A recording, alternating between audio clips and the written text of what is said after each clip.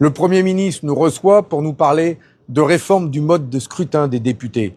C'est totalement hors sol. La priorité de nos concitoyens, c'est d'abord de traiter la question du pouvoir d'achat, des factures qui augmentent, des salaires qui n'augmentent pas. C'est ça que l'on veut nous mettre à l'ordre du jour des urgences de ce gouvernement.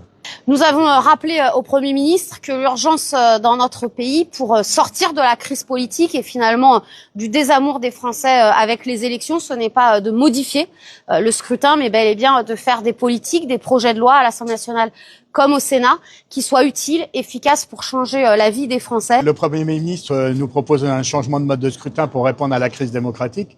Et si la crise démocratique est bien réelle dans notre pays, surtout 20 ans après le référendum sur le traité constitutionnel européen, où le vote des Français a été balayé d'un revers de main par les gouvernements de l'époque, et puis la réforme des retraites qui, en 2023, contre une immense majorité de Français, est passée en force avec le 49.3. Donc le 5 juin, dans la niche de notre groupe parlementaire, nous allons, pour la première fois, permettre à l'Assemblée nationale de voter sur cette réforme des retraites et ainsi d'avoir une expression démocratique des représentants du peuple sur cette réforme qui est passée en force contre l'avis des Français.